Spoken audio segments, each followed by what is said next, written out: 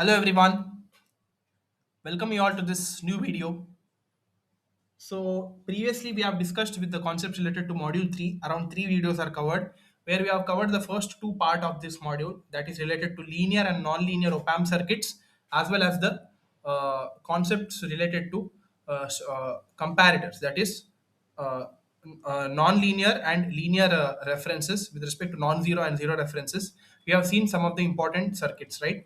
So that is the op-amp zero crossing detector. Then in the previous video we have seen with the inverting Schmidt trigger circuit and how the hysteresis plot is obtained. Everything we have discussed so far. All those videos are very important, which covers all the important concepts. So you cannot be skipping those videos, guys. Okay, please watch all the previous videos of this module. Now in this video onwards, we are going to be discussing with the oscillators. Okay, firstly you need to be knowing the theory of oscillations, how the oscillations are obtained, that is sinusoidal oscillations. Then after that discussion in this video, I would be discussing with one kind of oscillator, that is Wien bridge oscillator. Okay, in that we are discussing with the concept of lead lag circuits. Okay, so that lead lag circuit should be essential in order to build the Wien bridge oscillator in a certain way. And after that, in the upcoming videos, we would be discussing with some more important oscillator circuits. Okay, so stay tuned, guys. Like this video, subscribe to our channel, stay updated, and watch all of our previous videos. Okay, so now let us start with the oscillator. Okay, basically we are studying the theory of oscillations. Okay, so to build a sinusoidal oscillator, we need amplifier with positive feedback. The idea is to use the feedback signal in place of the input signal. Okay, so this is the basic idea which is performed in the oscillator. Okay, it is basically the usage of feedback signal in place of input signal. Initially we use the input signals for oscillations, right? But here, with respect to the sinusoidal oscillations obtained, we are using the feedback signal. Okay, if the feedback is large with the correct phase, there would be output oscillations without external input signal. Okay, if we are having a proper feedback, there is no existence of input. Okay, inputs are not at all required, but one condition is that it should be in the correct phase. Okay, it should not be in out of phase, because if it is out of phase, we won't be getting the proper sinusoidal of oscillations. Okay, it should be following the correct phase. So this below figure 23.1a, that is this figure here, it shows the AC voltage source driving the input terminals of an amplifier, and the amplified output voltage with respect to that figure is given by V out is equal to AV into V in. Okay, so you see here this figure refers the feedback voltage when it returns to point X. Okay, we are having two boxes here. One is called as AV, and this is the feedback which is given through this AV, and how the inputs and outputs are interrelated when the feedback is returning towards X here. So you see here, this is the feedback signal from output, and it is going through this feedback factor, that is beta, and with respect to that, it is going towards X here. Okay, so the connecting points X and Y, this is the figure for connecting points X and Y, how these X and Y are interconnected with respect to feedback and voltage gains. Then this is the oscillation diode, this is oscillation increase, and this is the oscillations which has the fixed amplitude. Okay, so these are the different kinds of categories of oscillations. If oscillation diode means that initially the amplitude would be high, and when it goes on, it would be low, and it would be constant. Okay, whereas in case of oscillation increase, from constant, it would be starting the oscillation, that is from low amplitude to high amplitude. Okay, and the third category is the oscillations which has the fixed amplitude. Okay, all these three oscillations are sinusoidal oscillations. Okay, so this is basically the theory of oscillation, where V out is the output voltage is given in terms of voltage gain and input voltage, that is V out is equal to AV into V in, and voltage returning point X. Okay, that is also called as feedback voltage, that is given by AV into B into V. Okay, AV B into V. Okay, where B is the feedback fraction. So if the phase shift through the amplifier and feedback circuit is equivalent to 0 degree, then AV B into V in is in phase with V in. Suppose if we connect point X to point Y simultaneously, if we see in the next in this figure, X and Y are connected, right? So that's why we won't be seeing any difference between output and input. Directly the feedback is fed towards the input side. Okay, if that's the case, then simultaneously remove the voltage source V in, then the feedback voltage AV into beta V in drives the input of the amplifier as shown in this figure. So with respect to that, we would be getting the relation uh, which is in phase altogether. Okay, yeah.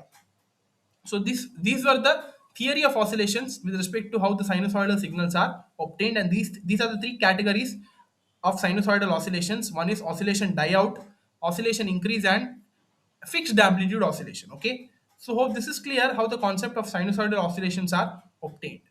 Now, one important oscillator, first kind of oscillator, that is the Wien bridge oscillator. Okay, for that we require the knowledge of lead lag circuit. Okay, what do you mean by lead lag circuit? Let us see that first.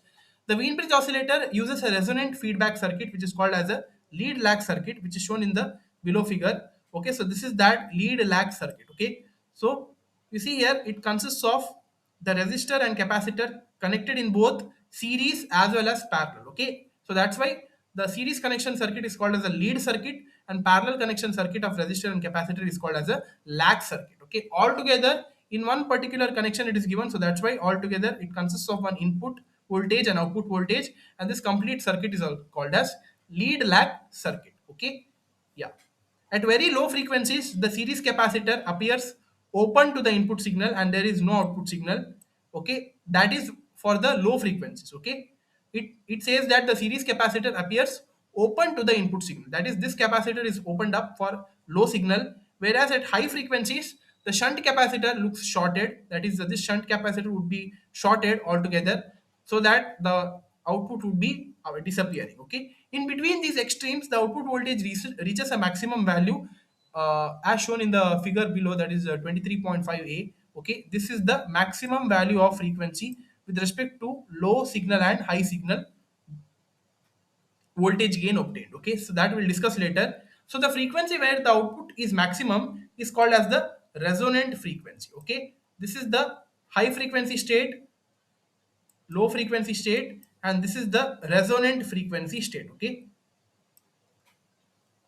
formula for resonant frequency, how it is given by, before that, here for resonant frequency the feedback fraction beta reaches the maximum value of 1 by 3. Okay, you should be knowing that for the resonant frequency the value of b is fixed, that is equal to 1 by 3. Yeah. So now formula for resonant frequency. So by analyzing the below figure with complex numbers, we can derive these two equations in terms of resonant frequency as B is equal to 1 divided by square root of 9 minus XC by R minus R by XC the whole square. Okay. So this is the basic formula through which the resonant frequency could be obtained. Yeah.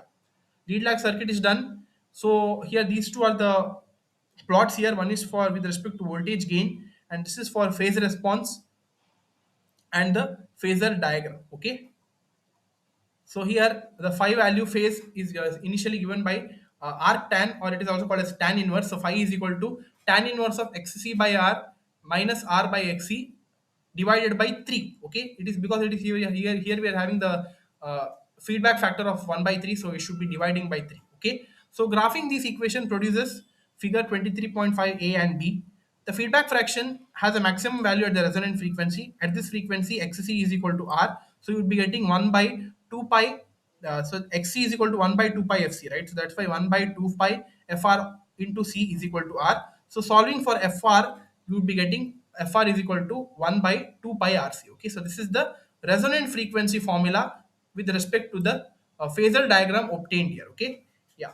So for this condition xc is equal to r, we need to be obtaining the resonant condition. We would be getting the resonance frequency as fr is equal to 1 by 2 pi rc. Okay, with respect to lead lag circuit, the resonant frequency is obtained. Now for this resonant frequency, how the working affects in the Wien bridge oscillator. Okay, so you see here, so this below figure shows the Wien bridge oscillator. It uses positive and negative feedback because there are two paths for the feedback. Okay, so that's why it uses both positive as well as negative feedback. So there is a path for positive feedback from the output through the lead lag circuit. Okay, here the concept of lead lag circuit comes here. So you see here, this is the lead lag circuit. So the series connection is a lead circuit, the parallel connection is a lag circuit, and there is a path for positive feedback from the output through the lead lag circuit. Okay, that is from this output. Okay, it is going towards the lead lag circuit, it passes through the lead lag circuit and it is given to the non-inverting terminal of the amplifier. Okay, so that is the positive feedback. Whereas for the negative feedback, there is also a path for negative feedback from the output through the voltage divider to the inverting input. Okay, So you see here from the output again it is given through the voltage divider, that is we are having one parallel connections here, two resistors, that is R and 2R dash. R dash to R dash, this is basically the connection for a tungsten lamp. Okay, based on the VCC, we would be selecting that resistor, and we should be applying the voltage divider, where the voltage would be divided and fed back to the negative feedback of the inverting terminal of the amplifier. Okay, so this is the basic structure of a Wien bridge oscillator, and the working would be based on the feedback given. Okay, from the output whatever the feedback is applied, with respect to that the working of the Wien bridge oscillator is obtained. So how that is done, you see here at some high output level the tungsten lamp has a resistance of exactly R dash. At this point the closed loop voltage gain from the non-inverting input to the output decreases. Okay, so that is equal to AV 2R dash divided by R dash plus 1. So R dash gets cancelled and AV is equal to 3. Since the lead lag circuit has the feedback factor of 1 by 3, the loop gain now would be AV into beta, right? So AV into beta means 3 into 1 by 3. So 3 into 1 by 3 is 1. So for the Wien bridge oscillator, the loop gain, that is the open loop voltage gain, is 1. Okay, so this you need to be knowing for a Wien bridge oscillator. Okay, so one is one relation we have obtained for the resonant frequency, and another relation we need to be obtaining for the uh, overall voltage gain, that is equal to 1. Okay, so for a Wien bridge oscillator, so when the power is first turned on, the resistance of the tungsten lamp is less than R dash. As a result, the closed loop voltage gain from the non-inverting input to the output is greater than 3, and AVCL, that is the closed loop voltage gain into beta, is greater than 1. Okay, because the value would be greater than 3, right? So that's why when it is greater than 3, here the value also would be greater than 1. Okay, yeah.